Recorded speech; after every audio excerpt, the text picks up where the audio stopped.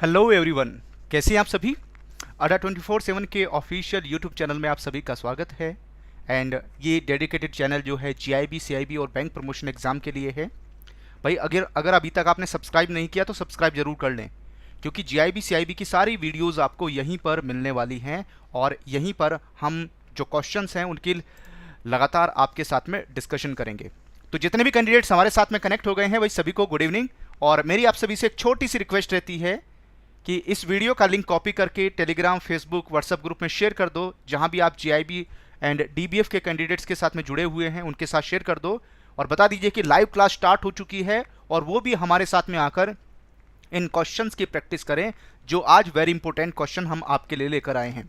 ये क्वेश्चन सभी को फायदा मिलेगा, सभी को बेनिफिट मिलेगा, तो शेयर कर दीजिए जल्दी से। 10 सेकंड का टाइम लगेगा और मैं आपको यहां पर बता देता हूं, हम लगातार आपको जीआईबी का जो आपका एग्जाम है मई 2021 में होने वाला है, लगातार उसकी प्रिपरेशन आपको करा रहे हैं।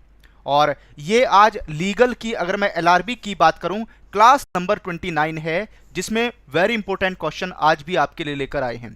तो इन क्वेश्चंस की लगातार प्रैक्टिस करें, इन क्वेश्चंस को लगातार शेयर करें और लगातार रिवीजन भी करें इन क्वेश्चंस का, क्योंकि यहां से बहुत सारे क्वेश्चंस आपको एग्जाम में डिट्टो भी मिल जाएंगे, है ना। यहां पर बहुत सारे जो एग्जाम है वो जो के त्यों भी आपको यहां पर मिल जाएंगे एग्जाम में।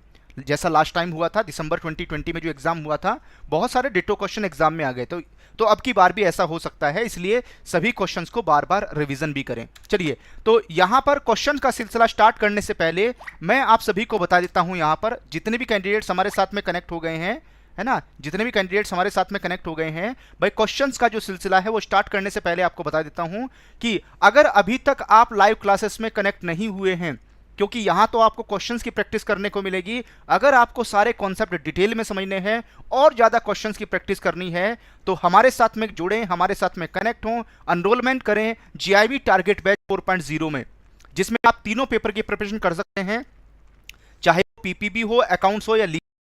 ये बैच 1 मार्च को स्टार्ट हुआ है, इसमें 2 क्लासेस हुई हैं और एनरोलमेंट पर वो दोनों क्लासेस की वीडियोस आपको तुरंत मिल जाएंगी। और ये इवनिंग में बैच स्टार्ट हुआ है और इसमें 78% डिस्काउंट अवेलेबल है। इसका लिए कूपन कोड यूज करना होगा Y195 और आपको इस बैच का जो लिंक है इस वीडियो के डिस्क्रिप्शन में और कमेंट में मिल जाएगा। इसमें ये सारे बेनिफिट आपको मिलेंगे। तो 78% का डिस्काउंट क्लेम करने के लिए और ये जो सारे बेनिफिट हैं इनको अपने अकाउंट में क्रेडिट करने के लिए कूपन कोड याद से टाइप करें, Y195 अप्लाई के ऊपर क्लिक करें, तो इससे आपको सारे बेनिफिट यहां पर मिल जाएंगे। चलिए क्वेश्चंस का सिलसिला स्टार्ट करते हैं और ये रहा फर्स्ट क्वेश्चन, पहला क्वेश्चन आपके सामने स्क्रीन पर। अगर मैं क्वेश्चन नंबर 1 की बात करूं, क्वेश्चन नंबर 1 क्या कहता है, non schedule bank to maintain cash reserve of their demand time liability by way of cash और balance with RBI in current account, it is define under. इसको कहां पर डिफाइन किया गया है।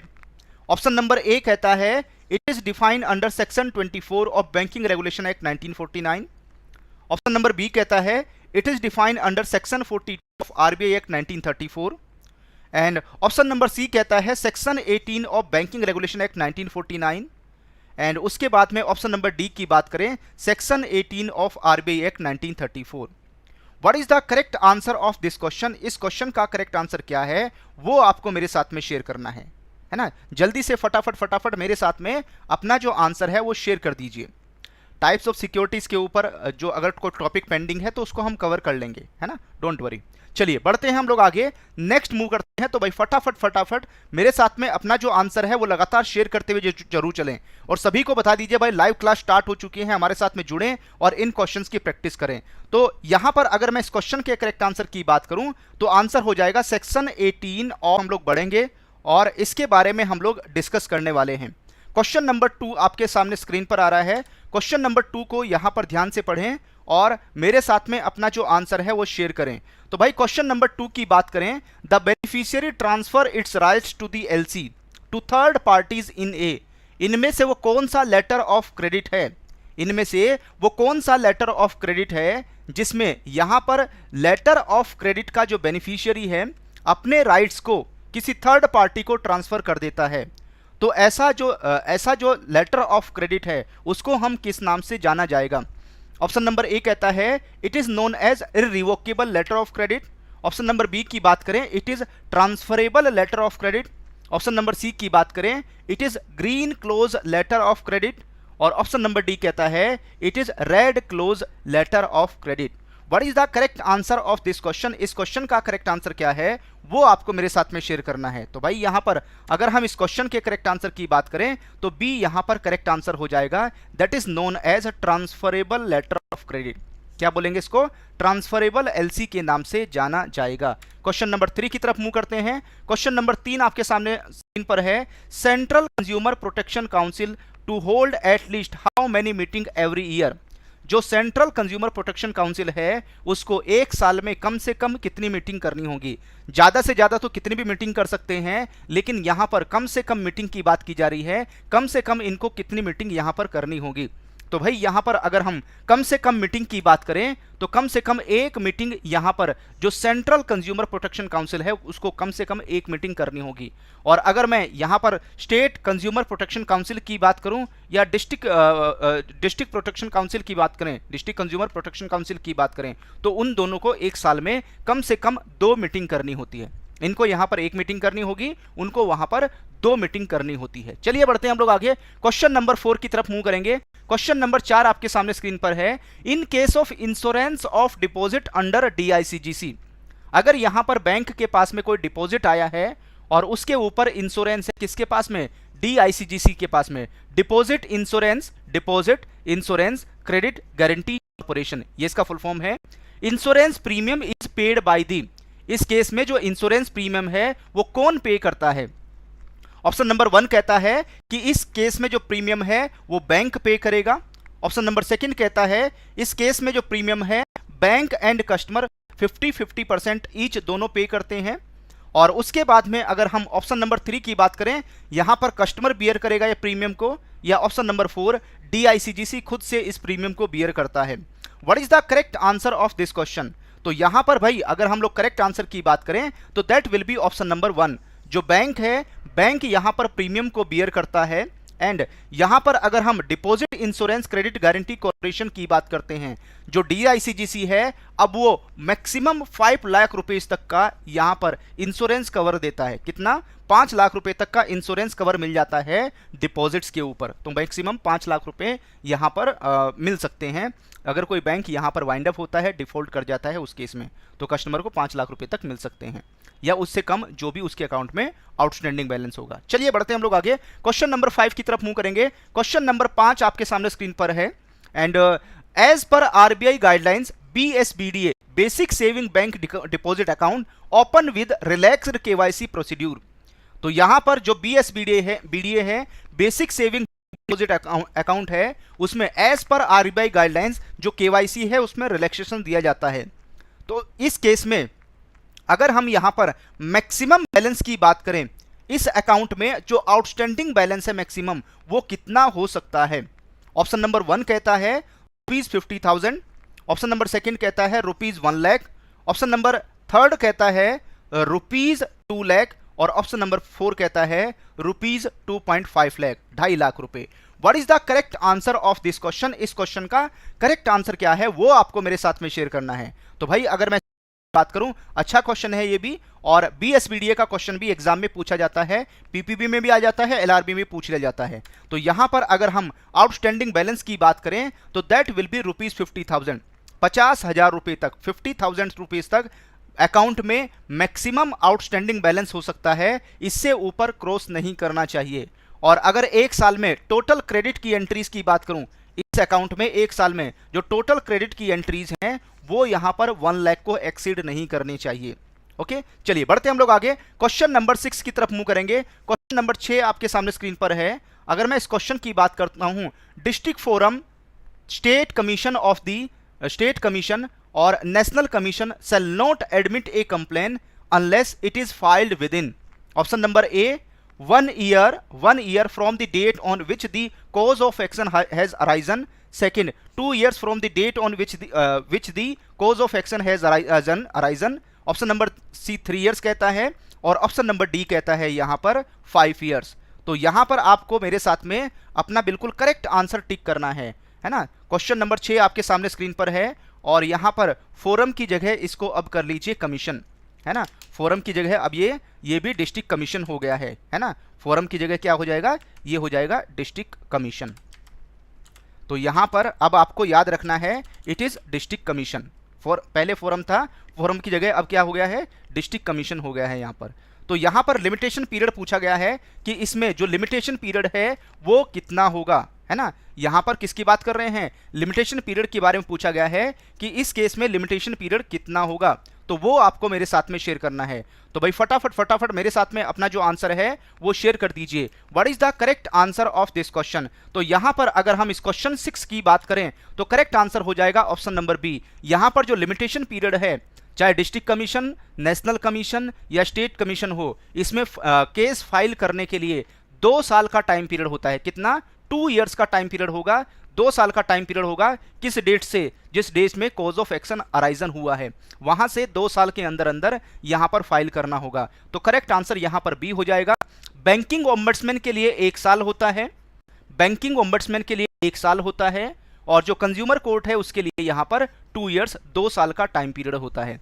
ये बात आपको ध्यान रखनी है। बैंकिंग ओम्बड्समैन और जो कंज्यूमर कोर्ट है उसको आप मिक्स नहीं करेंगे, है ना, उसको यहां पर मिक्स नहीं करेंगे, ठीक है। बैंकिंग ओम्बड्समैन के लिए 1 साल हो जाएगा और जो कंज्यूमर कोर्ट है उसके लिए 2 इयर्स हो जाएगा, ठीक है। चलिए बढ़ते हैं हम लोग आगे। क्वेश्चन नंबर 7 की तरफ मूव करते हैं।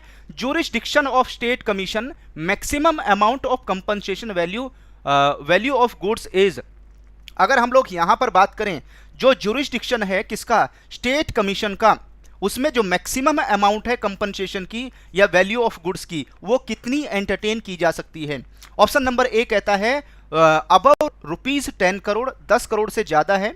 ऑप्शन नंबर बी कहता है above 1 crore up to 10 crore.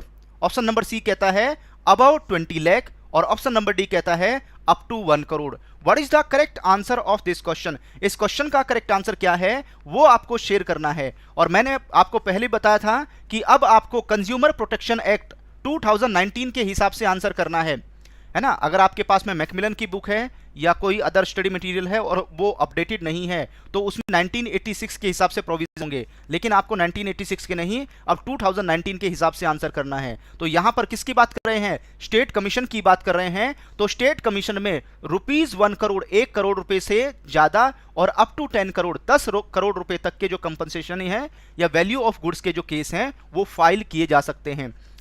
पर अगर मैं डिस्ट्रिक्ट कमीशन की बात करूं, डिस्ट्रिक्ट कमीशन पर हो जाएगा अप टू 1 करोड़, 1 करोड़ रुपए तक के केस। और स्टेट कमीशन पे हम लोग बात कर रहे हैं यहाँ पर, है ना, जब हम स्टेट कमीशन की बात कर रहे हैं वहां पर 1 करोड़ से 10 करोड़। और जो सेंट्रल कमीशन होता है, सेंट्रल कमीशन पर यहां पर अबाउट 10 करोड़ हो जाएगा, है ना। 10 करोड़ से ज्यादा central commission, state commission 1 crore से 10 करोड़ और अप टू 1 करोड़ यहां पर डिस्ट्रिक्ट कमीशन हो जाएगा। चलिए बढ़ते हैं हम लोग आगे, क्वेश्चन नंबर 8 की तरफ मूव करते हैं। क्वेश्चन नंबर 8 आपके सामने स्क्रीन पर है। EXIM is a finance institution establish in 1982। जो एक्सपोर्ट इंपोर्ट बैंक है ये एक फाइनेंस इंस्टीट्यूशन है जिसको 1982 में एस्टेब्लिश किया गया था। विच of the following governs this institution. इनमें से वो कौन है जो इस एक्जिम बैंक को, इस इंस्टीट्यूशन को गवर्न करता है। ऑप्शन नंबर 1 कहता है reserve bank of India. Option second कहता है एनएचबी, नेशनल हाउसिंग बैंक। 3 कहता है गवर्नमेंट ऑफ इंडिया। और ऑप्शन नंबर 4 कहता है both first and second. What is the correct answer of this question. इस क्वेश्चन का करेक्ट आंसर क्या है वो आपको मेरे साथ में शेयर करना है। भाई अगर क्वेश्चंस के आंसर आपको समझ में आ रहे हैं, क्वेश्चंस अच्छे लग रहे हैं, तो वीडियो में लाइक बटन के ऊपर जरूर क्लिक करें। और इसी से पता चलता है कि आप यहां पर लगातार क्वेश्चंस अटेम्प्ट कर रहे हैं और आपकी तरफ से रिस्पॉन्स आ रहा है। तो वीडियो में लाइक बटन के ऊपर जरूर क्लिक करें सो दैट मुझे आपके रिस्पॉन्स का पता चले और मैं लगातार आपको इसी तरीके से क्वेश्चंस की प्रैक्टिस कराते जाऊं आपके एग्जाम तक। तो यहां पर अगर हम करेक्ट आंसर की बात करें तो that will be option number 3, government of India यहां पर करेक्ट आंसर हो जाएगा। जब हम एक्जिम बैंक की बात करते हैं, एक्सपोर्ट इंपोर्ट बैंक की बात करते हैं, तो इसको गवर्नमेंट ऑफ इंडिया गवर्न करती है। चलिए बढ़ते हैं हम लोग आगे, क्वेश्चन नंबर 9 की तरफ मूव करेंगे। और ये रहा question number 9। Where is the head office of central consumer protection authority. किसकी बात कर रहे हैं यहां पर, सीसीपीए की बात की जा रही है। जो सीसीपीए है, सेंट्रल कंज्यूमर प्रोटेक्शन अथॉरिटी है, उसका हेड ऑफिस कहां पर है। ऑप्शन नंबर ए कहता है कि इसका जो हेड ऑफिस है वो मुंबई के अंदर है। ऑप्शन नंबर बी कहता है हैदराबाद के अंदर है। ऑप्शन नंबर सी कहता है एनसीआर दिल्ली में है। और ऑप्शन नंबर डी कहता है बेंगलोर, और ऑप्शन नंबर ई कहता है देहरादून। तो यहां पर आपको बताना है कि इनमें से कहां पर जो CCPA है उसका हेड ऑफिस प्रेजेंट है ना, सिचुएटेड है। तो वो जो लोकेशन है उस लोकेशन का नाम हो जाएगा NCR दिल्ली। NCR दिल्ली में यहां पर जो CCPA है, सेंट्रल कंज्यूमर प्रोटेक्शन अथॉरिटी, उसका हेड ऑफिस है। चलिए बढ़ते हम लोग आगे, क्वेश्चन नंबर 10 की तरफ मूव करेंगे। और ये रहा क्वेश्चन नंबर 10 आपके सामने स्क्रीन पर। In which of the following mortgage when mortgager without delivering the possession bind himself personally to pay the mortgage money and agrees that in the event of his failure to pay the mortgage money, the mortgagee shall have a right to cause the property to be sold.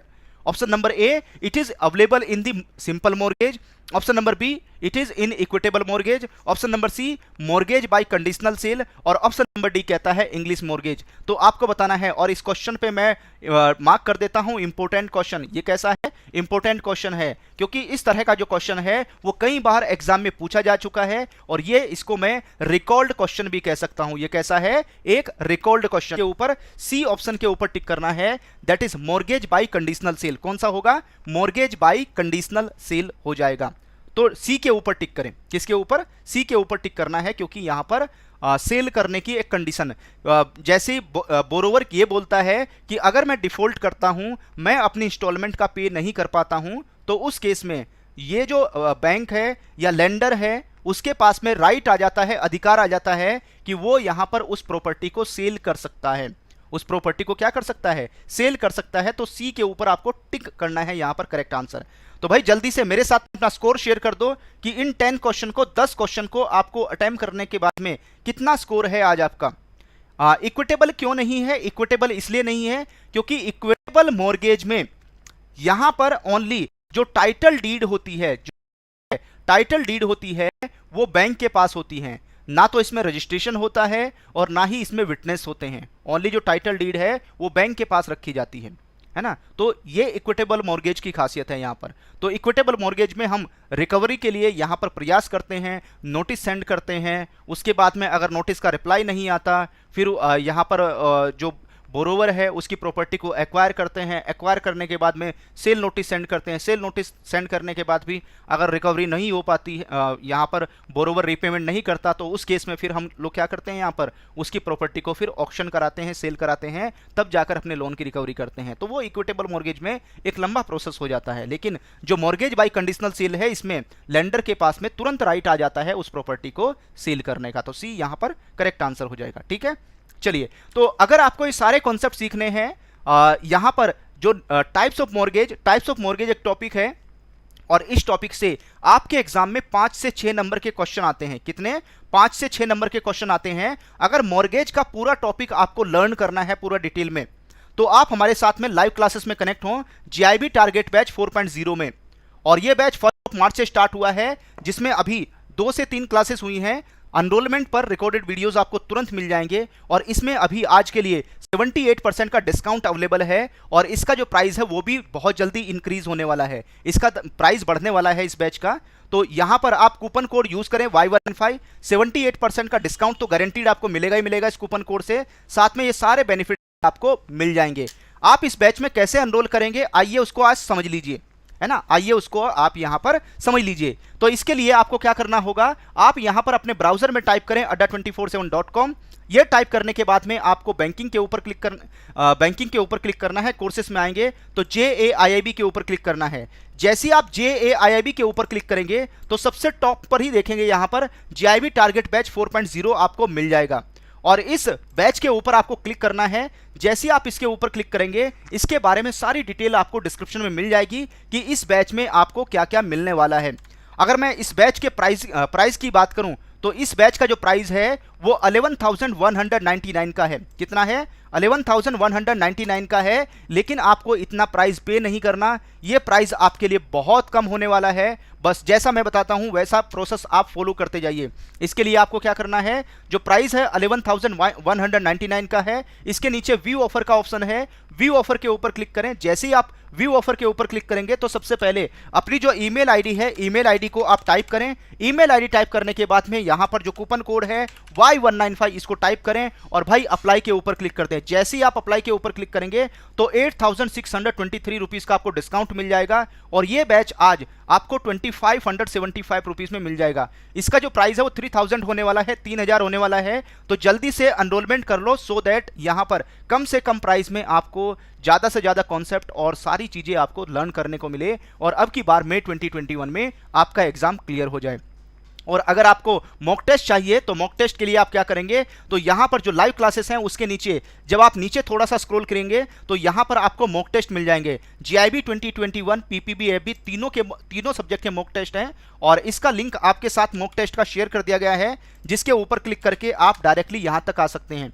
तो ये 5199 के हैं। इसमें लगभग आपको 4000 questions मिल जाएंगे। इसमें भी आपको सेम तरह से सेम प्रोसेस फॉलो करना है। सबसे पहले अपना जो ईमेल आईडी है, अपनी ईमेल आईडी टाइप करें। ईमेल आईडी टाइप करने के बाद में कूपन कोड टाइप करें Y195 और भाई अप्लाई के ऊपर क्लिक कर दें।